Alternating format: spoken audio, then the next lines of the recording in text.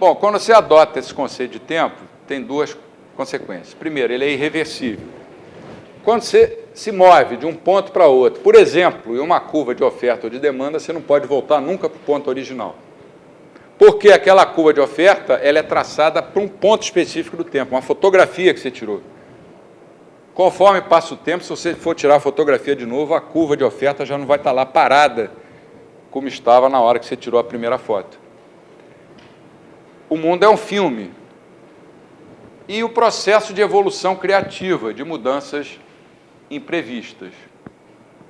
Essas características nos levam a acreditar que o estado natural da economia no tempo é movimento e não repouso, como sugerem modelos de equilíbrio geral. Porque, com as alterações inevitáveis do conhecimento, a economia vai se alterando e a gente vai adquirindo novos conhecimentos, isso muda a nossa ação, e quando muda a nossa ação, muda o nosso curso de ação e os cursos de ação de outras pessoas. Quando eu decido, por exemplo, não comprar mais farinha no meu estabelecimento, isso vai afetar o meu fornecedor de farinha e os fornecedores dos insumos desse cara que me vende farinha. Então, uma ação que a gente toma afeta não só a gente, mas afeta várias outras pessoas que estão ali mais próximas nas atividades econômicas de que a gente participa. Isso me levou a definir economia como... Definições têm seus problemas, porque são curtas, né? Mas eu gosto de definir economia dessa forma. A ação humana, no tempo dinâmico, leva a novas experiências. Essas novas experiências significam novos conhecimentos, que, por sua vez, levam a novas ações. Então, a economia do mundo real é a ação humana no tempo dinâmico, sob condições de incerteza genuína. O que é a economia do mundo real? É a ação dinâmica, a ação humana dinâmica, ou seja, no tempo real, sob condições de incerteza genuína. Falando em incerteza, o que é incerteza genuína? É uma consequência da aceitação das hipóteses de ignorância e de tempo real. Existe a incerteza bayesiana, ou probabilística, que é aquela incerteza que me diz assim, se eu jogar essa moeda aqui para o alto, 5 milhões de vezes, a probabilidade de dar cara é 50% e a probabilidade de dar coroa é 50%. Mas mesmo assim, eu joguei 5 milhões de vezes. Na primeira vez depois que eu for jogar, qual a probabilidade da cara ou da coroa? Essa é a incerteza probabilística, bayesiana, que você pode medir. Tem diversos modelos de cálculo de probabilidade que os economistas estudam, são importantes, distribuições de probabilidade. A gente não deve deixar essas coisas de lado para não ficar falando sozinho também, né? Ah, esse cara é um austríaco, ele não se comunica com os outros. Não, a gente tem que aprender a linguagem dos outros para que eles nos entendam. É mais fácil do que impor a nossa linguagem para que eles falem a nossa linguagem. Por isso que a gente tem que se aproximar mais da mainstream e, aos pouquinhos, tentar envolver os caras com argumentos, porque os argumentos austríacos são irrefutáveis. A escola austríaca não é perfeita, como nenhuma outra escola, porque ela é feita por pessoas, mas eu tenho plena convicção de que ela explica melhor, bem melhor o mundo real do que a mainstream economics.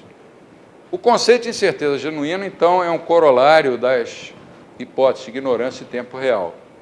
E as implicações dessa incerteza são, primeiro, é impossível listar todos os resultados possíveis provocados por um determinado curso de ação. Por exemplo, ocupar a Rocinha nesse fim de semana. Ação humana. É do governo, mas ação humana. O governo também age. Quais todos os resultados provocados por essa ação? É impossível a gente prever. Aí eles vão e chamam sociólogos para explicarem uma coisa que sociólogos não estão capacitados para explicar, porque eles passaram metade da vida estudando Marx e a outra metade estudando autores marxistas. É impossível, até para um economista austríaco, você dizer o que vai acontecer. Para onde aqueles bandidos que foram expulsos de lá vão? O que vai acontecer com aquela comunidade? Para a cadeia a gente sabe que eles não vão, né? O que vai acontecer? É impossível. Você pode tentar prever, mas não com exatidão. E a outra consequência, a passagem da incerteza, que na teoria econômica convencional é a lata de salsicha que a gente supõe que está aberta, né? A variável exógena, ela passa a ser uma variável endógena. Então, a economia é a ação humana no tempo, sob condições de incerteza genuína. A incerteza passa a ser incorporada nas nossas escolhas. Na mainstream economics, não, você considera que não, você age sem essa incerteza genuína. Você pode calcular. Ela deixa de ser uma variável exógena, quer dizer, que está fora do teu modelo, e na teoria austríaca ela passa a incorporar, a teoria incorpora, né, essa variável. Isso o Menger já escrevia em 1871, o fundador da escola austríaca. De uns 30 anos para cá, dos anos 70 para cá, com a revolução das expectativas racionais, começaram a colocar também expectativas como variáveis endógenas, mas em modelos matemáticos. O Sargent, Lucas, o Wallace, os dois que ganharam o Nobel esse ano, o Sargent e o Chris, esqueci o nome dele agora, Sims, Christoph Sims. 100 anos depois, mais ou menos, eles incorporaram, mesmo, incerteza é um negócio que a gente tem que botar aqui. Só que eles colocaram o conceito de incerteza probabilística, bayesiana, e não o conceito de incerteza genuína. Foi um avanço, sem dúvida. Professor, se eles delimitam aquilo que é incerto, ele não deixa de ser incerto? Se eles delimitam o que é incerto, ele deixa de ser incerto. Eles trazem o futuro para o presente. E no modelo de expectativas racionais, por exemplo, é como se você fosse fazer uma viagem amanhã para a Bahia. O que você vai levar na sua mala? Camisas leves, sungas, chinelos. Se você vai viajar para o Canadá, você vai levar agasalho, né? É a mesma coisa na economia do mundo real. Se você sabe qual vai ser o futuro, vai estar frio na economia, você se agasalha. Vai chover, você sai de guarda-chuva. Vai ter hiperinflação, você sai comprando tudo agora. O dólar vai se desvalorizar mais ainda, aí você já muda o teu comportamento. Esses modelos foram um avanço porque trouxeram expectativas para dentro da discussão, mas trouxeram de uma maneira semelhante à das ciências naturais, o que não é bom. Essa característica de endogeneidade, quer dizer, você incorporar a incerteza no teu modelo, ela leva os austríacos a enxergar os mercados como processos dinâmicos ininterruptos. Processos, quer dizer, uma coisa que está sempre acontecendo. Esses processos, por eles mesmos, eles geram mudanças e o sistema econômico vai se adaptando aos poucos a essas mudanças, porque nos modelos matemáticos da mainstream, as adaptações são instantâneas, às vezes. Aumentou a demanda, sobe o preço. Parece que é imediato. Cartesiana. Mas não é imediato. Quando aumenta a demanda por um bem, é claro, dada a oferta, o preço tende a subir. Mas muitas transações vão ser feitas ainda ao preço inicial, até que se perceba que é um excesso de demanda, e aí o preço vai subindo, porque a demanda vai caindo e a oferta vai aumentando. Isso significa que um estado de completa adaptação, ou um estado de equilíbrio, ou, como os economistas conhecem, equilíbrio de Pareto, é uma coisa incompatível com os conceitos de incerteza genuína e de tempo real. Eu vou até mais longe, eu digo, é incompatível com a economia do mundo real. A economia do mundo real é uma economia que não admite equilíbrio. Nós podemos usar instrumentais teóricos para analisar o equilíbrio, como o Mises fazia, mas ele chamava de construções imaginárias. É muito mais fácil a gente raciocinar partindo de situações de equilíbrio do que partindo de situações de desequilíbrio. Senão a gente fica meio perdido.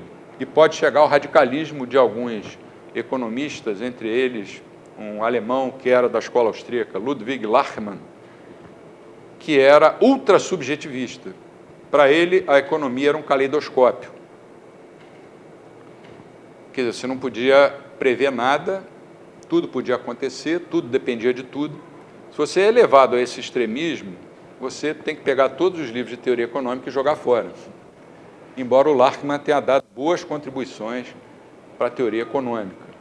Mas é um radicalismo que não me agrada. Eu não gosto de posições assim muito radicais. E olha que nós, austríacos, somos vistos como radicais. Radicais defensores do mercado, pessoal da direita, a mais direita que tem. Eles não sabem nem o que é direita e esquerda, mas sabem que nós somos de direita.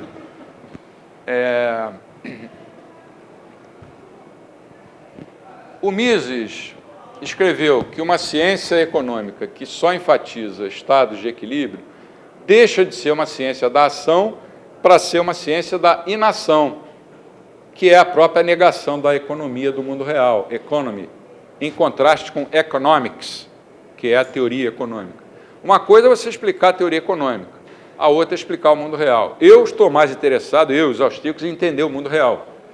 Senão eu vou passar a minha vida o quê? Talvez dando aulas para um mundo de acadêmicos, estudantes de mestrado, de doutorados, todos com a cabeça voltada para a Lua, como eu era quando fazia. E aí você pergunta ao prêmio Nobel desse ano, Sargent, como é que você está vendo a crise nos Estados Unidos e na Europa? Ele responde, eu não sei. É um economista brilhante, eu li todos os textos dele na época. Como perguntaram ao Robert Lucas, quando ele ganhou também o prêmio há uns 15 anos, o que o senhor acha da economia americana, que na época estava crescendo? Ele falou, não sei, não posso te dar essa resposta. Ele foi humilde, mas ao mesmo tempo mostrou que uma coisa é viver no mundo da Lua, da academia, outra coisa é viver no mundo real. Eu prefiro, aliás, eu sou obrigado a viver no mundo real. Se eu viver no mundo da Lua, eu não pago as minhas contas.